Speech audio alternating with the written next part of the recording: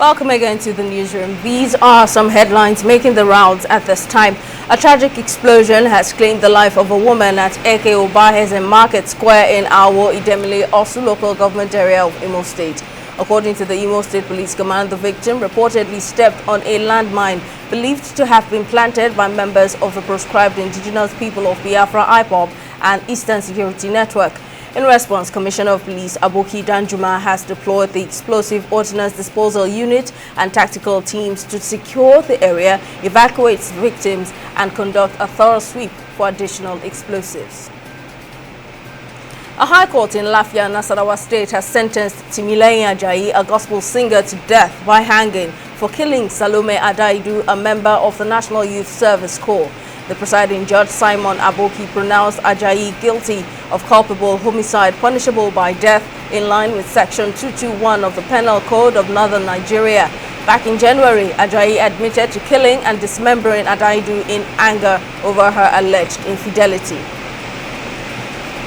Kebbi State Governor Nasir Idris says the government is reviewing existing laws to introduce the death penalty or life imprisonment for anyone found guilty of aiding bandits with information.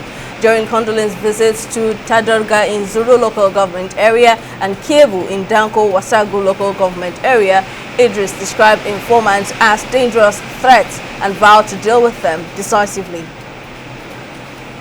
And following the demolition of the Memorial Park in Owo, built to honor victims of the June 5, 2022 massacre at St. Francis Xavier Catholic Church, the Catholic Diocese of Ondo State has expressed deep condemnation and disappointment. In a statement, Bishop Jude Arogundade called the action a violation of common respect for the dignity of life and the memory of the 41 innocent victims. Also reacting, Betty Anyanwu Akeredolu, the widow of former Governor Oluwarotimi Akeredolu, expressed deep sorrow and outrage over the demolition, which she described as an attempt to tarnish her husband's legacy. On business, Vice President Kashim Shettima has urged private sector support for the federal government's economic reforms aimed at building a resilient and inclusive economy. Speaking through a representative at the 4th Nigeria Employers Summit in Abuja, Shettima assured the reforms are part of efforts to stabilize and sustain Nigeria's volatile economy. He acknowledged the short-term challenges but said the reforms target a more open, competitive and diverse business environment.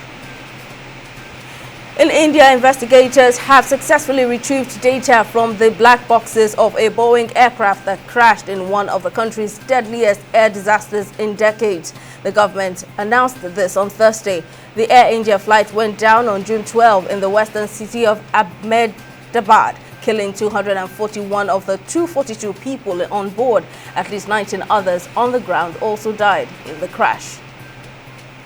And on sports, Nigeria's first individual Olympic gold medalist Chioma Ajunwa has condemned sports administrators in the country over the reported nationality switch of top sprinter Favour Ofili from Nigeria to Turkey.